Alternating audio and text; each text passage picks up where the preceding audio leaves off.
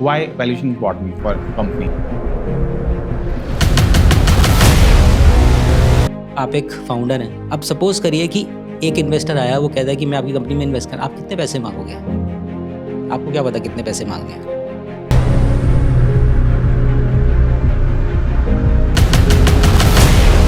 इसमें वैल्यूएशन में क्या जो फिगर्स हैं वो फैब्रिकेटेड होते हैं, फैब्रिकेशन वैल्यूएशंस में होती है। है कि इन्वेस्टर करता है या फिर फाउंडर करता है? जो उस कंपनी ने अपनी प्रोजेक्शंस दी है वो 15% से दिखाई है, तो ही नीड टू जस्टिफाई कि 5 का 15 क्यों हुआ।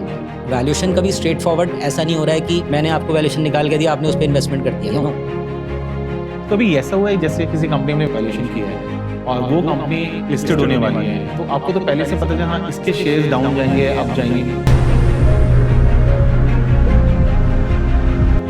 अगर कोई कंपनी वैल्यूएशन अपनी करा रहा है, जो कंपनी वैल्यूएशन कर रही है, तो उसके ऊपर कितना प्रेशर होता है? हमें तो गवर्नमेंट ऑफ इंडिया ने ऑथोराइज किया है कि आपको वैल्यूएशन करना है और करके सिर्फ उन्हीं को रिपोर्ट करना है। कई बार फाउंडर्स के डायरेक्ट फोन आ जाते हैं।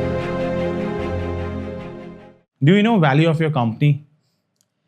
ये आपको पता होना जरूरी है कि आपके एफर्ट्स, मनी और आपकी टीम, ये बाकी सभी रिसोर्सेज ने आपकी कंपनी के लिए कितना वैल्यू एडिशन किया है। ये डिस्कशन आपके इन्वेस्टर के साथ, आपके पार्टनर के साथ या फिर इंटरनली कंपनी के साथ होना बहुत जरूरी है। पिछले 15 साल से भी ज्यादा pure value world wide companies का वैल्यूएशन करती आ रही है। आज हमारे साथ प्योर वैल्यू के फाउंडर एमडी मिस्टर विक्रम शमरा। He is done more than 25 year experience in financial advisory. He is done more than 1000 of valuation in his career. तो आज हम विक्रम सर से जानेंगे कि वैल्यूएशन क्या होता है। Welcome back sir, welcome to Pure Value Talks. Thank you sir, सबसे पहला मेरा क्वेश्चन है एक लेमन लैंग्वेज में, वैल्यूएशन होता क्या है? देखिए, ऐसा है कि वैल्यूएशन जाने अनजाने में हम लोग सब करते हैं। ओके। जैसे आप सपोज ये वॉच परचेज करने जाते हैं, ठीक है, तो आप उसका प्राइस टैग देखते हैं, ठीक है। अब प्राइस उसके ऊपर मान लीजिए 20,000 है, तो आपको लगता नहीं यार इसकी वर्थ इतनी ही नहीं है, ये 20,000 से ज़्यादा है या कम है, वॉटेवर। अगर आपको लगता है कि यार इसकी वर्थ जो है 25,000 से 20,000 से ज़्यादा है, ठीक है, तब आप उसको परचेज़ करने की कोशिश करते हो। जब आपको लगता है कि नहीं इसकी वैल्यू से कम है, तो आप नहीं परचेज़ करते। सिमिलरली आप कोई भी ट्रांजैक्शन कर रहे हैं, वट एवर ट्रांजैक्शन, देखो डेली के बेसिस के ऊपर हम ट्रांजैक्शन करते हैं, मार्केट जाते हैं, परचेजिंग करने के लिए जाते हैं, हर चीज़ में आप लोग इवैल्यूएट करते हो, ठीक है। तो वैल्यूएशन हम लोग रेगुलर बेसिस पे करते हैं। जो भी किसी, अगर आप डिक्शनरी की टर्म्स में देखोगे तो वैल्यूएशन का मतलब हो गया कि किसी भी चीज़ का मॉनेटरी वैल्यू निकालना, उसका ये समझना आपको कि जितना आप उसके अंदर एफर्ट या फिर मनी कंट्रीब्यूट कर रहे हो, उसके बिहाफ पे आपको क्या मिलने वाला है। अगर आपका वो एट पार या अबव है, ओके, तो आप उसको इन्वेस्ट करोगे, अदरवाइज आप उसको नहीं करोगे। तो वैल्यूएशन अगर हम लोग सिंपल टर्म्स में कहें तो वैल्यूएशन किसी भी प्रोडक्ट का हो सकता है, ठीक है। किसी भी प्रोडक्ट को आप अगर देखना चाहें कि हाँ इसे आपको परचेज़ करना है या नहीं करना है, तो उसके बेस पे आप वैल्यूएशन के बेस पे ही करेंगे, ठीक है। लेकिन अगर हम लोग इसको कॉर्पोरेट वर्ल्ड के हिसाब से देखें तो वहाँ एन नंबर ऑफ ट्रांजेक्शन्स हो सकती है जहाँ पर हम वैल्यूएशन करते हैं। ओके। स्टार्टअप्स के केस के अंदर होता है, ठीक है, मैच्योर कंपनीज़ के लिए होता है। अगर मान लो आप कोई प्रोडक्ट या कोई मशीनरी परचेज़ कर रहे हो, उसके लिए होता है। आप बैंक लोन के लिए जाएंगे, उसके लिए होता है। तो वैल्यूएशन डिफरेंट सिनेरियोज़ के अंदर हम लोग यूटिलाइज़ करते हैं। आप स्टॉक मार्केट के अंदर देखें, वो भी वैल्यूएशन साइड पे जाता है, ठीक है। तो वैल्यूएशन एक इंपॉर्टेंट आस्पेक्ट है किसी भी बिज़नेस का, क्योंकि डे इन डे आउट जो बिजनेसेस हैं कुछ ना कुछ सेल परचेज़ ये सब चीज़ें करते रहते हैं, ठीक है। तो उस सब डिसीजन मेकिंग के लिए आपको कहीं ना कहीं वैल्यूएशन का रिक्वायरमेंट होता है। ओके सर, ये तो आपने समझाया कि वैल्यूएशन होता क्या है। आई थिंक हमारे व्यूअर्स को सब समझ में आ गया वैल्यूएशन होता है क्या, एक्चुअल मीनिंग क्या है वैल्यूएशन की एक कंपनी के लिए। तो ये बताइए कि वैल्यूएशन क्यों होता है, why valuation important for company? देखो, इसको आप बहुत सारे एंगल से समझ सकते हो। हर किसी के लिए वैल्यूएशन के रिक्वायरमेंट या मीनिंग डिफरेंट हो सकता है। अगर सपोज करिए आप एक फाउंडर हैं और आपका स्टार्टअप है या फिर आपने उसको कुछ साल पहले चलाया है, और आपके पास किसी इन्वेस्टर ने आपको अप्रोच किया और उसने कहा कि ठीक है मैं आपकी इस कंपनी में इन्वेस्ट करना चाहता हूँ, ठीक है। तो अगर वो आपकी कंपनी में इन्वेस्टमेंट डालेगा तो उसको उसके बदले में कुछ चाहिए, राइट। अब आप उसको क्या दोगे, राइट, इक्विटी दोगे या फिर आप उसको डेट इशू करोगे, क्या करोगे, ठीक है। अब सपोज करिए कि एक इन्वेस्टर आया, वो कहता है कि मैं आपकी कंपनी में इन्वेस्ट कर, आप कितने पैसे मांगोगे? आपको क्या पता कितने पैसे मांगने हैं, ओके। ठीक है। वो कहता है कि मैं 100 करोड़ डालना चाहता हूँ, लेकिन आपको 100 करोड़ के बदले में उसे जो देना है, आपको पहले वो पता लगाना पड़ेगा कि क्या देना है, कितना % इक्विटी जाएगा, क्या जाएगा, ठीक है। तो सबसे पहले तो डिसीजन मेकिंग के लिए आपको ये पता होना चाहिए कि मेरी कंपनी की वैल्यूएशन है क्या। ओके। ठीक है। तो सपोज करते हैं कि किसी कंपनी का जो वैल्यूएशन निकल के आया 100 करोड़, ठीक है, और अगर एक इन्वेस्टर आपके पास आता है कि हाँ मैं 10 करोड़ डालना चाहता हूँ, तो बहुत सीधा सीधा हो गया कि आपको 10% उसको इक्विटी देना पड़ेगा, 10% शेयर्स देने पड़ेंगे, उसके बदले में आपको वो 10 करोड़ रुपये देगा। लेकिन वो 100 करोड़ का नंबर कहाँ से आएगा? वो 100 करोड़ का नंबर पता लगाने के लिए वैल्यूएशन करना होगा। ओके। ठीक है। तो ये एक एग्जांपल हो गया कि वैल्यूएशन हमें क्यों चाहिए। तो अगर एक डिसीजन मेकिंग है, एक स्ट्रैटेजिक डिसीजन, क्योंकि एक स्टार्टअप के लिए अगर हम देखें तो एक स्ट्रैटेजिक डिसीजन मेकिंग है, ठीक है। ओके। सेकंड, इसमें क्या होता है कि देखिए बहुत सारे जो मैच्योर कंपनीज हैं वो रेगुलर बेसिस के ऊपर कुछ ना कुछ ट्रांजैक्शंस करती रहती हैं। सपोज उन्होंने कुछ इन्वेस्टमेंट्स डाल रखी हैं, ऐसी कंपनीज में डाल रखी हैं जो स्टॉक एक्सचेंज पे लिस्टेड नहीं है। ओके। तो उसका वैल्यूएशन को करके अपनी बैलेंस शीट में दिखाना होता है कि हाँ वो कितना है। ठीक है। तो वो बेसिकली रेगुलेटरी पर्पस के लिए चाहिए। ठीक है। ऐसा हो सकता है, सेबी ने बोला, सेबी एक जो अपना बॉडी है, ठीक है, इस तरह से एमसीए है, आरबीआई है, सबके अलग अलग कंप्लाइंस है, इवन इनकम टैक्स कंप्लाइंसेस है। ठीक है। तो हर अथॉरिटी अलग अलग पर्पस के लिए आपसे वैल्यूएशन की रिक्वायरमेंट करती है। अगर आपको कोई भी ट्रांजैक्शन को करना है तो कहीं ना कहीं से आपको एक सर्टिफिकेशन चाहिए होता है, एक वैल्यूएशन का नंबर चाहिए होता है, जो आप उसके बेसिस पे आगे के आप डिसीजन ले सको। तो सेकंड एस्पेक्ट ये होता है कि रेगुलेटरी अगर आपको कोई वैल्यूएशन मतलब रिक्वायरमेंट है किसी भी रेगुलेटरी बॉडी के लिए, बेशक वो आरबीआई हो या फिर सेबी हो या मिनिस्ट्री ऑफ कॉर्पोरेट अफेयर्स हो, तो वहाँ पर भी हमें वैल्यूएशन की रिक्वायरमेंट होती है। ओके। ठीक है। ये तो एक इक्विटी साइड का हो गया। बहुत सारी कंपनीज आपने देखा होगा कि न्यूज़पेपर के अंदर बॉन्ड्स इशू करते हैं। ठीक है। सो डेट्स इशू करते हैं, बहुत सारी चीज़ें करते हैं। ठीक है। उस वाले पॉइंट के लिए भी आपको वैल्यूएशन पता होना चाहिए कि हाँ कितने पे आपको इशू करना है। ठीक है। तो जब आप इन मार्केट्स में देखोगे तो रेगुलर बेसिस के अंदर फॉरेन एक्सचेंज मार्केट्स के अंदर भी ट्रांजैक्शन होती हैं। एक बैंक की दूसरे बैंक के साथ ट्रांजैक्शन होती है, एक गवर्नमेंट की दूसरी गवर्नमेंट के साथ ट्रांजैक्शन। तो डिफरेंट के ट्रांजैक्शंस के लिए हर जगह पे वैल्यूएशन का एस्पेक्ट होता है। ठीक है। तो आपको डिफरेंट पर्पजेस के लिए वैल्यूएशन की रिक्वायरमेंट होगी। अब ये तो हो गया जो ट्रेडिशनल जो हमारा मॉडल है कि हाँ इसके अंदर वैल्यूएशन होती है। और क्या हो सकता है? मान लीजिए कोई मैच्योर कंपनी है, इसमें वैल्यूएशन में क्या जो फिगर्स हैं वो फैब्रिकेटेड होते हैं। अगर फॉर एग्जांपल मुझे कंपनी उतना टारगेट अचीव नहीं कर पा रही, तो बिजनेस नहीं लेके आ पा रही है और उस कंपनी का वैल्यूएशन ज़्यादा दिखाया, तो उससे उसको मार्केट मिलेगा या फिर इन्वेस्टर्स आएंगे उससे, ये चीज़ें पॉसिबिलिटी होती है। देखिए पॉसिबिलिटी तो मैं ये नहीं कहूँगा कि होती है, लेकिन फैब्रिकेशन वैल्यूएशंस में होती हैं। होती है। राइट। क्या इन्वेस्टर करता है या फिर फाउंडर करता है? देखो ऐसा है कि कोई करना नहीं चाहता। ओके। लेकिन डिपेंड्स की इनपुट्स क्या है।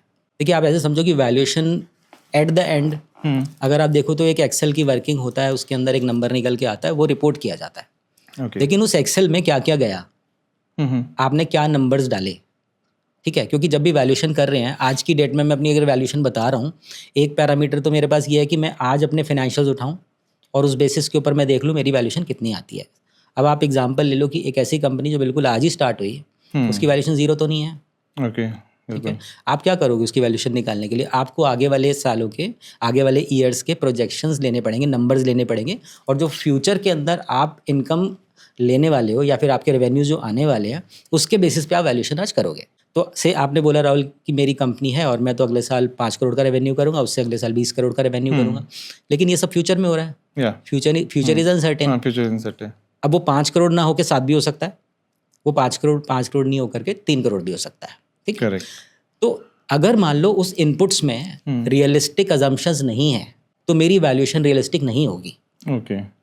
तो जनरली हम लोगों ने देखा है कि हमारे पास कंपनीज आती हैं और हमें इनपुट्स देते हैं, उनकी प्रोजेक्शंस आती हैं, उनके जो भी क्वालिटेटिव इन्फॉर्मेशन होती है वो आती है, उन सब बेसिस के ऊपर हम लोग वैल्यूएशन निकालते हैं। ठीक है। तो कई बार ऐसा हमें दिखता है कि ठीक है मार्केट जो है मेरी ग्रो कर रही है 5% से, ठीक है, लेकिन जो उस कंपनी ने अपनी प्रोजेक्शंस दी है वो 15% से दिखाई है, तो ही नीड टू जस्टिफाई कि 5 का 15 क्यों हुआ। अगर आपने उसको एज इट इज़ 15 उठा करके वैल्यूएशन कर दिया तो the other party will obviously question you. Okay. ठीक है। क्योंकि देखो वैल्यूएशन कभी स्ट्रेट फॉरवर्ड ऐसा नहीं हो रहा है कि मैंने आपको वैल्यूएशन निकाल के दिया, आपने उस पर इन्वेस्टमेंट कर दिया। नो, आप अगर इन्वेस्टर हो, मैं अगर फाउंडर हूँ और मैं आपसे इन्वेस्टमेंट मांग रहा हूँ, तो आप अगर मैंने वैल्यूएशन करवा के दिया तो आपकी टीम भी उसको इवैल्यूएट करेगी। ठीक है। तो मैक्सिमम क्वेश्चन आपको क्या लगता है वैल्यूएशन पे आएगा? नो, क्वेश्चन आपके इनपुट्स पे आएगा। ओके कि आपने ये जो नंबर क्रिएट किया है या फिर ये नंबर जो आपका आउटपुट निकल के आया है किस बेसिस पे आपने लिया था, ये नंबर्स आपने जो इनपुट्स दिए, ये जो आपने अजम्पशंस दी सारी की सारी, उसके बेसिस क्या है। तो आप एक इसको सिंपल समझो कि देखो जो भी ट्रांजैक्शन होने वाली है उसमें दोनों पार्टीज़ को पता है कि इसकी वैल्यू कितनी है, लेकिन हमेशा जो बायर होगा वो कहेगा यार सस्ते में मिल जाए, और जो सेलर होगा उसको कहेगा ज़्यादा से ज़्यादा। तो नेगोशिएशन कहाँ होगा, कितनी इन्फॉर्मेशन आपके पास है और कितनी इन्फॉर्मेशन मेरे पास है, तो सारा इन्फॉर्मेशन का गेम है फर्स्ट ऑफ ऑल। सेकेंडली आपने प्रिपरेशन कितना किया है उस वैल्यूएशन के लिए। ज़्यादातर जो फाउंडर्स गलती ये करते हैं वो ये करते हैं कि प्लेन नंबर्स दे दिए और वैल्यूअर निकाल रहे हैं, निकाल के एक रिपोर्ट दे दी, वो लेके इन्वेस्टर के पास आप चले गए। आपने कोई होमवर्क नहीं किया। आपने क्या किया, जो भी इनपुट्स थी उसके बेसिस पे आपने बनाया, 5 आ गया, 15 आ गया, 20 आ गया, 100 आ गया, जो भी आया उसके बेसिस पे आपने नंबर क्रिएट किया। अब क्या होगा, बैकफायर होगा, क्वेश्चंस आएंगे आपके पास बहुत सारे। अब वो क्वेश्चंस के जवाब देते देते आपकी वैल्यूएशन, मान लो आपने 100 करोड़ निकाली थी, वो वैल्यूएशन आ गई 20 करोड़, तो what is the benefit. Correct, ठीक है, आपकी इमेज भी तो खराब होती है। आप एक इन्वेस्टर के पास जाओ, 2 इन्वेस्टर के पास, 3 इन्वेस्टर, उनको पता है कि यार ये इन्फ्लेटेड है वैल्यूएशन। ठीक है, तो इट डिपेंड्स कि आपकी इनपुट्स क्या हैं, तो आपको इनपुट्स का बहुत ध्यान रखना चाहिए। और आपका जो क्वेश्चन ये था कि क्या ये जो वैल्यूएशंस हैं ये इन्फ्लेटेड होती हैं या फिर ये फेक होती हैं। देखो, जब ट्रांजैक्शन हो जाती है उसके बाद कुछ भी फेक नहीं है। ओके आप एक सिंपल सा एग्जांपल सोचो कि वैल्यूएशन तो हर जगह हो रही है, स्टॉक मार्केट में वैल्यूएशन पे ही चल रहा है। ठीक है, आपको लगता है कि इसकी वैल्यू ऊपर जाएगी तो आप इस स्टॉक को परचेज कर लेते हो। वही होता है। मुझे लगता है कि नीचे जाएगी तो मैं बेच देता हूँ। तो 2 लोगों के लिए अलग वैल्यूएशन क्यों है? रीजन बीइंग दोनों के पास इन्फॉर्मेशन अलग अलग है। ठीक है, दोनों की प्रिपरेशन अलग अलग है। शायद आप हम दोनों को ये नहीं पता उसकी इंट्रिंसिक वैल्यू क्या है। इंट्रिंसिक मतलब एक्चुअल वैल्यू, करेक्ट। ठीक है, कि हाँ जो सब चीज़ें इनपुट्स एक्चुअल इनपुट्स को मिलाने के बाद वैल्यू आ रही है। ठीक है, तो वो हमें नहीं पता। तो सिर्फ information gap is also one of the reason. ठीक है, तो कितना फैब्रिकेशन है, वो बहुत सारे फैक्टर्स पर डिपेंड करता है। आपका जो स्टॉक मार्केट से समहाउ इंडिया के अंदर तो हम देखते हैं कि इमोशंस भी बहुत इंपॉर्टेंट है। ठीक है, वो सिर्फ एक फंडामेंटल्स पे नहीं चल रहा है या फिर सिर्फ प्राइस मूवमेंट पे नहीं चल रहा है। ठीक है, अगर मान लो किसी एक बड़े इन्वेस्टर ने पैसा मान लो स्टॉक मार्केट में बेच दिया तो बाकी सब भी बेच देंगे धीरे धीरे। अच्छा, उसने बेचा, मैंने भी बेच दिया, यही होता है। तो इमोशंस पे भी चलता है। तो there n number of factors.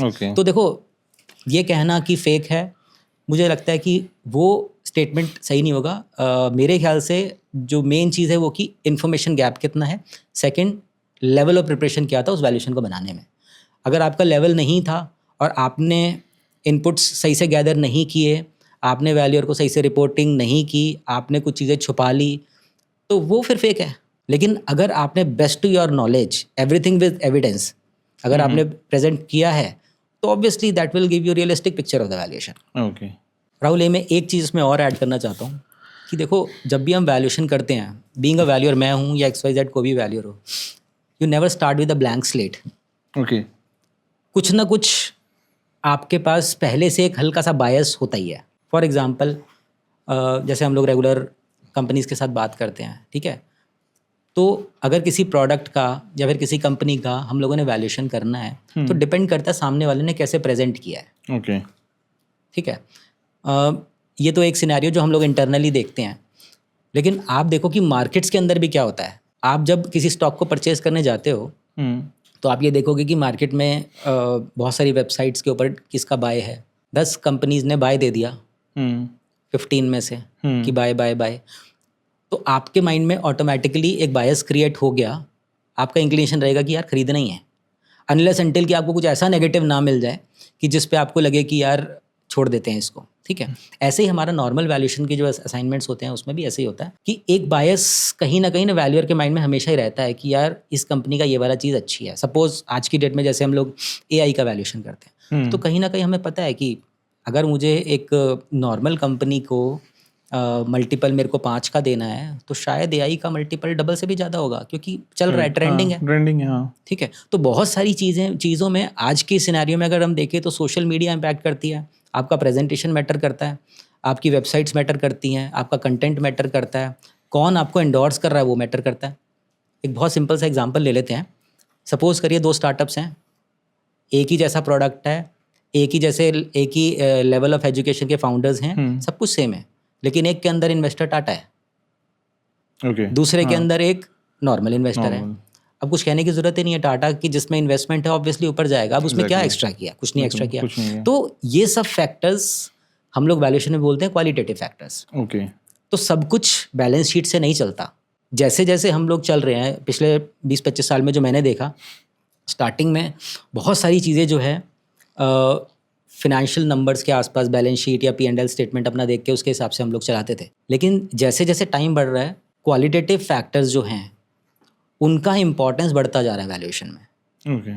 बहुत साल पहले कोई इंटेंजिबल्स इतना ज़्यादा कंसिडर नहीं किया जाता था, ठीक है। आज की डेट में IPs बहुत इंपॉर्टेंट हो गए हैं। AI जो है या फिर सॉफ्टवेयर देखा थोड़ा ना किसी ने, बिल्कुल।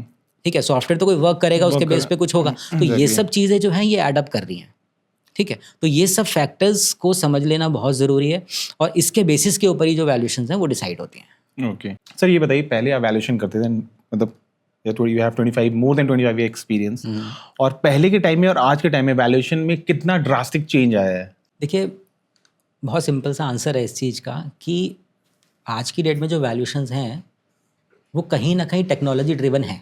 ओके। ठीक है। पहले हमारे पास रिसोर्सेज बहुत लिमिटेड होते थे, ठीक है।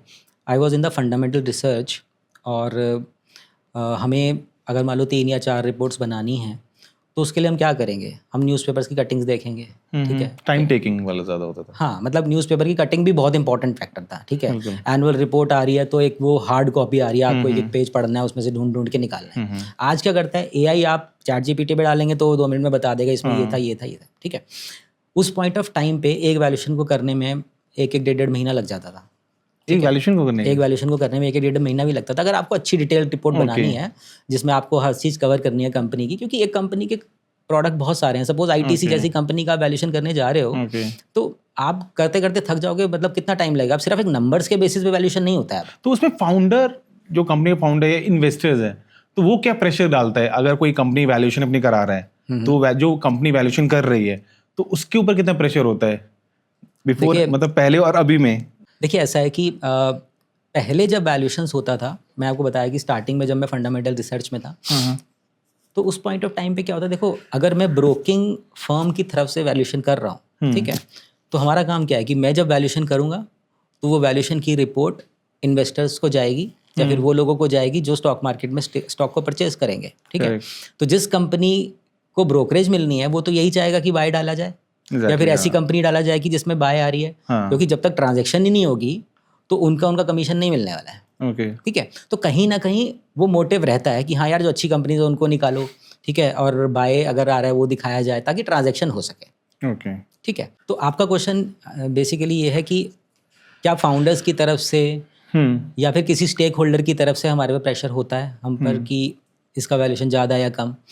देखिए, एक नॉर्मल सिनेरियोज में मोस्ट ऑफ द टाइम, देखो, आज की डेट में फाउंडर्स ये चाहते हैं कि उनको एक रियलिस्टिक वैल्यू पता हो, लेकिन जब ट्रांजैक्शन का पर्पस होता है, यानी कि कोई ट्रांजैक्शन होने वाली है, तो ऑब्वियसली हर कोई ये चाहेगा कि मेरे को जो है ज़्यादा से ज़्यादा अच्छी वैल्यूएशन मिले, ठीक है। प्रेशर कुछ नहीं होता, लेकिन उन कहीं ना कहीं वो ज़्यादा से ज़्यादा चीज़ें फोर्स करते हैं कि हाँ, ये देखो, ये हमारा ये वाला प्रोडक्ट में ये चीज़ अच्छी है, ये पॉजिटिव है, ये ऐसे है। तो नेगेटिव को में भी छुपा लिया जाए, ठीक है। आप पॉजिटिव तो बता रहे हो, लेकिन नेगेटिव को ऐसा नहीं है कि आप छुपा रहे हो लेकिन आप बता नहीं रहे हो, राइट। तो फिर हमारा रोल आता है वहाँ पे कि हम बैलेंस शीट्स में जाके देखें कि नोट्स टू द अकाउंट्स जो होता है उस वाले पोर्शन में क्या क्या लिखा है वहाँ पर, क्योंकि मैक्सिमम चीज़ें वहाँ पे एम्बेडेड होती हैं, ठीक है। अब वहाँ से आपने बहुत सारी चीज़ें निकाल ली, लेकिन क्या है कि मान लो कोई लीगल ट्रबल है जो अभी तक डॉक्यूमेंट नहीं हुई, और वो आपको नहीं बताई गई, तो कहीं ना कहीं देखो वो वैल्यूएशन को इम्पैक्ट करता है, और अगर नहीं बताया गया तो वो थोड़ा सा चैलेंजिंग होता है बाद में उसको चेक करना। लेकिन अगर पता है तो ऑब्वियसली उसकी वैल्यूएशन डाउन आएगी, ठीक है। जैसे मैं गवर्नमेंट ऑफ इंडिया के पैनल पे भी रहा हूँ वैल्यूएशन के लिए, तो जब उनका वैल्यूएशन करते हैं तो बेसिकली जो PSUs हैं, जनरली आप देखेंगे बहुत सारे PSUs हैं जो वैल्यूएशन करवाते हैं स्टार्टअप्स का, और उस बेसिस के ऊपर गवर्नमेंट ऑफ इंडिया फंडिंग करती है, ठीक है। तो हमें तो गवर्नमेंट ऑफ इंडिया ने ऑथोराइज किया है कि आपको वैल्यूएशन करना है और करके सिर्फ उन्हीं को रिपोर्ट करना है। तो कई बार फाउंडर्स के डायरेक्ट फ़ोन आ जाते हैं कि सर ये वैल्यूएशन आप कर रहे हो। वो डायरेक्टली बोलते कुछ नहीं है, लेकिन पर्पस सिर्फ वही होता है कि सर कुछ हो तो आप बताना इसके अंदर कि हम आपको और क्या इन्फॉर्मेशन प्रोवाइड कर सकते हैं। तो डायरेक्ट प्रेशर तो कोई नहीं कर सकता, क्योंकि हम लोग एक इंडिपेंडेंट बॉडी की तरह काम करते हैं। लेकिन हाँ, समहाउ कहीं ना कहीं हमें वो फील होता है कि हाँ, कहीं ना कहीं वो चाहते हैं कि यार वैल्यूएशन को पॉजिटिव साइड पे रखा जाए। तो ये है। तो कभी ऐसा हुआ है जैसे किसी कंपनी ने वैल्यूएशन किया है और वो कंपनी लिस्टेड होने वाली है, तो आपको तो पहले से पता है हाँ इसके शेयर्स डाउन जाएंगे अप जाएंगे, तो वो तो बेनिफिट कहीं ना कहीं मिलता होगा ना। देखिए, सबसे पहले क्या होता है कि जब आप इस रेगुलेटरी स्पेस के अंदर वैल्यूएशन करते हैं तो देखो, you are bound with some principles okay and ethics, right. आप उसको ओवरराइड नहीं कर सकते हैं और ना ही करना चाहिए।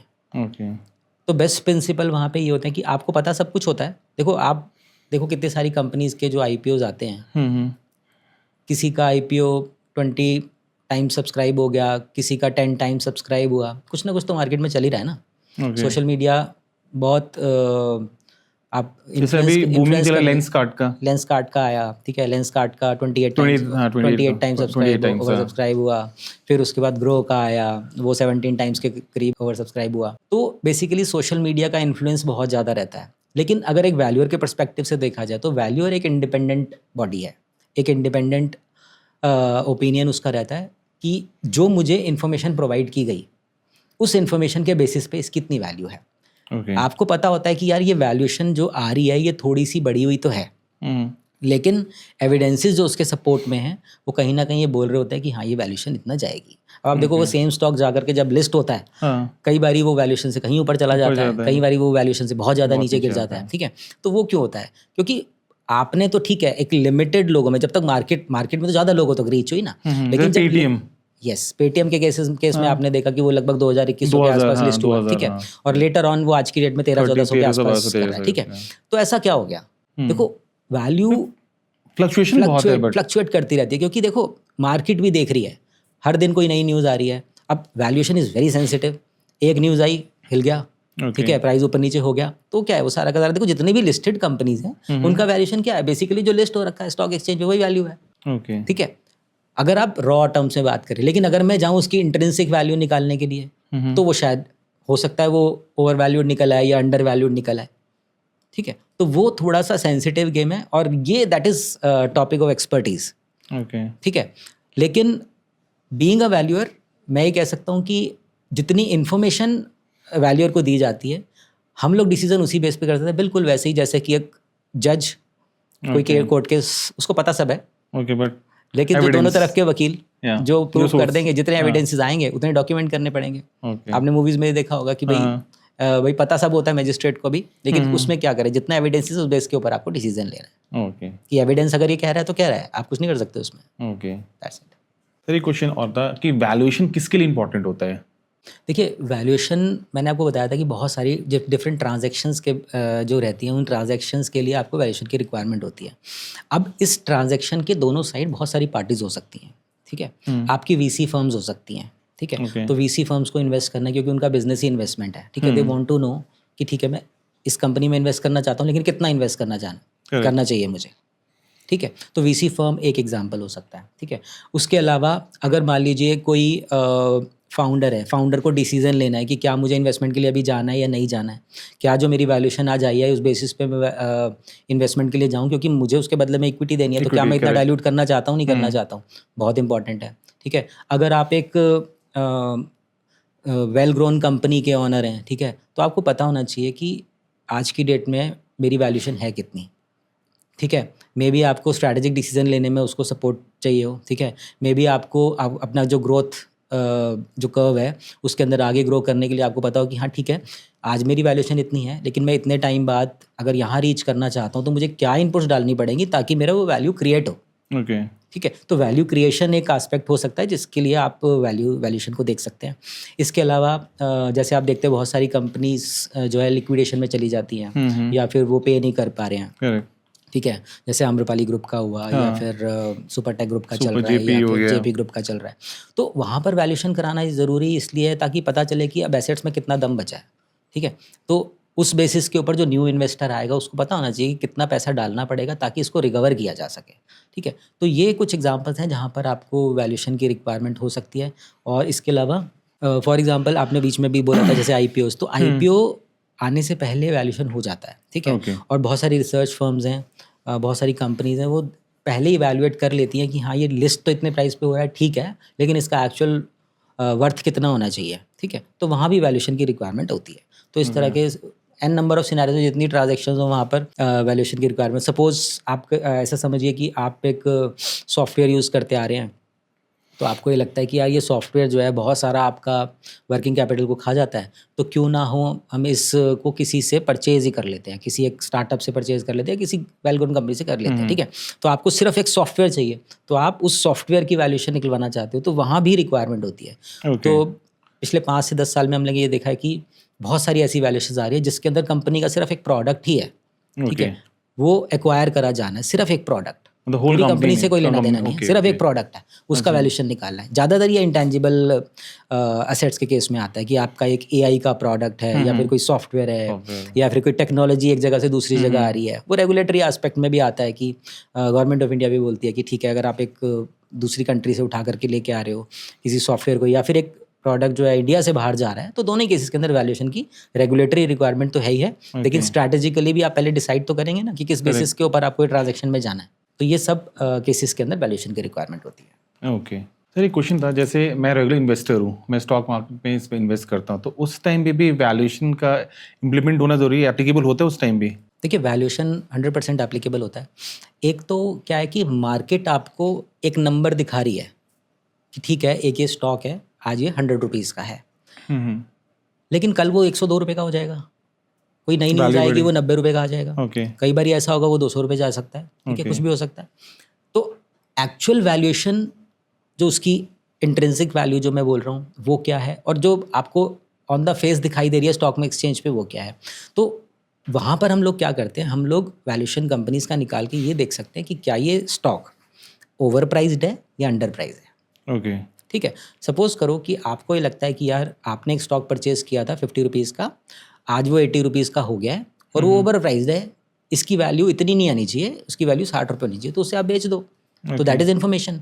लेकिन अगर मान लीजिए वो स्टॉक मार्केट के अंदर 30 रुपीज़ का है और आपके हिसाब से वैल्यूएशन निकल के आ जाती है 50 रुपये, तो आपको पता है कि यार इसके अंदर अभी तो ये 30 रुपये दिखा रहा है, लेकिन ये 50 रुपये तक जा सकता है। लेकिन वो जो 50 रुपये निकालना है आपको, जो वैल्यू है एग्जैक्टली, वो आप एक्चुअल वैल्यूएशन करके पता लगा सकते हो, ठीक है। बट उसके लिए आपको बहुत डीप रिसर्च करना होगा, आपको कंपनी के फाइनेंशियल्स पता होना चाहिए, आप उसके रेगुलर न्यूज़ को ट्रेस करें, आपको ये भी पता होना चाहिए न्यूज़ का इम्पैक्ट उसकी वैल्यूएशन पे कैसे आएगा, आपको उसके सारे फाइनेंशियल्स के बारे में कंप्लीट इन्फॉर्मेशन होनी चाहिए, किस तरह से वो डिविडेंड पे करता है, ठीक है, प्रमोटर्स के बैकग्राउंड्स क्या हैं, प्रमोटर्स कितना ज़्यादा कंट्रीब्यूट करते हैं, कितना percentage, n number of factors are there. But हाँ, अगर आप ये सारे प्रिंसिपल्स को जानते हैं तो obviously this information, this knowledge can be applied to the stock markets also. Okay sir, valuation कितनी तरह की होती है वो पहले बताइए।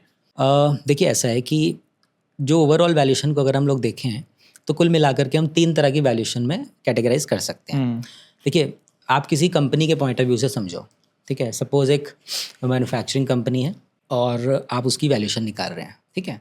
तो मैं उसी के अंदर आपको बता देता हूँ कि वैल्यूएशन कितनी तरह की होती है। देखिए, एक जो कंपनी है उसके पास कुछ लैंड होगी, अपनी बिल्डिंग्स होंगी, ठीक है, और उसने उस हिसाब से अपना सेटअप बनाया होगा, हो सकता है एक से ज़्यादा जगहों पे उसका सेटअप हो, ठीक है।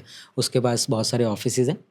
तो जो सबसे पहली क्लास आप यहाँ पे देख सकते हैं वो है लैंड एंड बिल्डिंग, ठीक है। तो लैंड एंड बिल्डिंग का जब वैल्यूएशन होता है तो उसके पैरामीटर्स बहुत अलग हैं as compare to other classes, हम उस पर भी अभी आएंगे, ठीक है। तो लैंड एंड बिल्डिंग जो है एक अलग सेगमेंट है, एक अलग तरह की वैल्यूएशन है और उसके अलग तरह के एक्सपर्ट्स होते हैं, ठीक है। सेकंड नंबर पे अब उसी कंपनी में हम एग्जांपल ले लेते हैं कि उसी कंपनी में लैंड बिल्डिंग सब कुछ आपके पास ऑफिस है, लेकिन उसमें आपने मशीन्स भी लगाई हैं, ठीक है। अब मशीन्स आपका कुछ प्रोडक्शन करती है और फिर आपका रॉ मटेरियल है पड़ा है और बहुत सारी चीज़ें रखी हैं। तो सेकंड नंबर पे आ जाता है प्लांट एंड मशीनरी, ठीक है। तो जो आपका प्लांट लगा है या फिर जो पूरी मशीनरी है उसकी भी एक वैल्यूएशन है, ठीक है। अब एक फिनेंस जो प्रोफेशनल है वो शायद उस मशीन की वैल्यूएशन नहीं निकाल पाएगा, राइट। तो उसके लिए आपको डिफरेंट एक्सपर्ट चाहिए, ठीक है। तो plant and machinery is second class of the valuation. Third class valuation का जो होता है कि जहाँ पर हम ओवरऑल कंसाइज कर लेते हैं वैल्यूएशन को, और जो थर्ड क्लास हम बोलते हैं वो बोलते हैं सिक्योरिटीज़ एंड फाइनेंशियल एसेट्स। तो उसमें क्या है, जितने भी आपके शेयर्स हैं और डिबेंचर्स हैं या फिर जो जितनी भी इन्वेस्टमेंट्स हैं, ओवरऑल क्लब करने के बाद जो बिजनेस की वैल्यू निकल गई, तो ओवरऑल पिक्चर जब मैं बिजनेस वैल्यूएशन बोलूँगा तो ये तीनों क्लासेस उसके अंदर कवर होकर के एक सिंगल वैल्यू हमारी निकल आएगी, ठीक है। तो ओवरऑल अगर हम देखें तो 3 क्लासेस हो गया, securities and financial assets, second number पे हमारा प्लांट एंड मशीनरी और तीसरे नंबर पे लैंड एंड बिल्डिंग। ओके तो 3 तरह की जो हमारा क्लासेस हैं जिसके अंदर डिवाइड किया गया वैल्यूएशन को। तो क्या आप हर चीज़ का वैल्यूएशन निकाल सकते हैं उसमें? देखिए ऐसा है कि वैल्यूएशन तो हर चीज़ का निकाला जा सकता है, लेकिन निकाला नहीं जाना चाहिए। ऐसा क्यों? देखिए ऐसा कुछ एसेट हैं जिनको तो आप मॉनेटरी वैल्यू दे सकते हैं। देखो आप क्लोथ्स परचेज करने जाते हैं, उसका टैग है, हाँ ठीक है।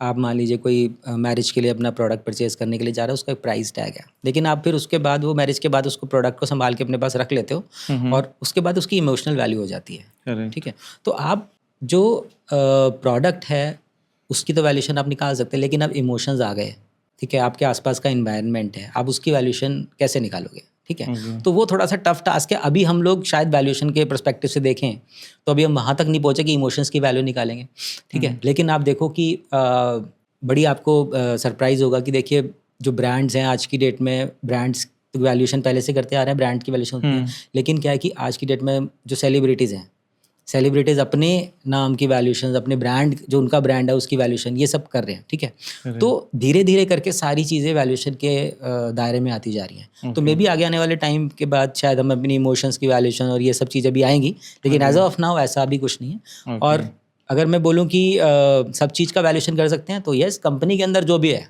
हम सब वैल्यू कर सकते हैं, कुछ भी है, क्योंकि देखो दिस इज बिजनेस। तो बिजनेस के अंदर तो जो भी आ रहा है, देखो आपने उस पर कुछ ना कुछ स्पेंड किया है, लेकिन बहुत सारी चीज़ें जिसको आप फिर भी कैप्चर नहीं कर पाओगे।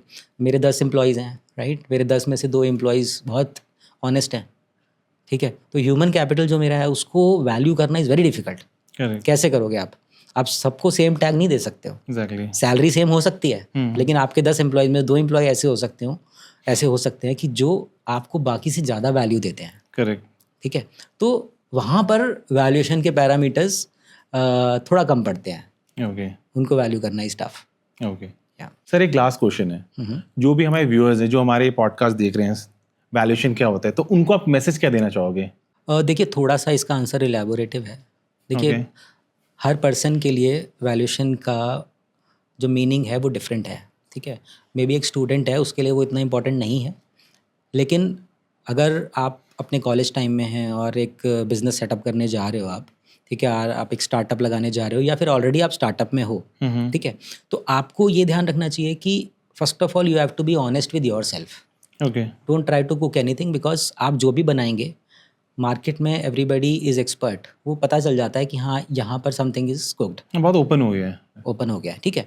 तो आप जो भी बना रहे हैं, जो भी आप स्टार्टअप क्रिएट कर रहे हैं, उसके अंदर आप अपनी इनपुट्स पे ध्यान रखें, वैल्यू एडिशन पे ध्यान दें, वैल्यू क्रिएशन पे ध्यान दें, ठीक है। अपनी टीम का सिलेक्शन अच्छे से करें, ठीक है। और जो भी आप अपने फिनेंशियल्स बिल्ड कर रहे हैं, जो भी आप रिपोर्टिंग करते हैं फिनेंशियल स्टेटमेंट्स के अंदर, जितना हो सके उसको आप ऑनेस्ट रखने की कोशिश करिए। बिकॉज होता क्या है कि मैंने अपने एक्सपीरियंस में ये देखा है कि वैल्यूएशन तो हो जाता है, डिस्कशंस भी हो जाते हैं, लेकिन इतनी मेहनत करने के बाद आपने 6 महीने साल लगा दिया उस ट्रांजेक्शन में, लेकिन एंड मोमेंट पे जाकर के वो ब्रेक हो जाती है। रीज़न भी आप ड्यू डिलिजेंस में फेल हो गए।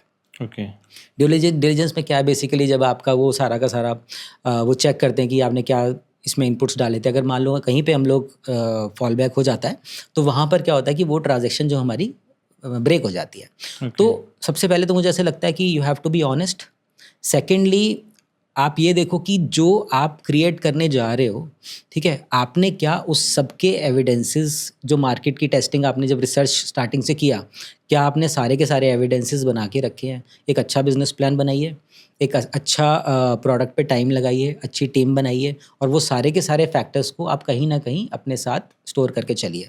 सपोज़ करिए आप 2 साल बाद या 3 साल बाद आपको फंडिंग के लिए जाना है, ठीक है, तो ये सब जो आप तैयारी आज से कर रहे हो वो उस पॉइंट ऑफ टाइम पे जाके आपको काम आएगी। ओके, ठीक है। और जो कंपनीज ऑलरेडी प्रॉपरली वर्किंग हैं और जो अच्छी स्टेज पे हैं, मुझे ऐसा लगता है कि जो भी इनपुट्स आप देने जा रहे हो वैल्यूअर को, या फिर जो भी वैल्यूएशन के लिए आप इनपुट्स को यूज़ करने जा रहे हैं, उस इनपुट्स को आप इंटरनली पहले टेस्ट करिए। बिकॉज वैल्यूअर के पास शायद इतना टाइम नहीं होगा, या फिर वैल्यूअर के पास इतने मीन्स नहीं होंगे कि उनको वो इवैल्यूएट कर सके।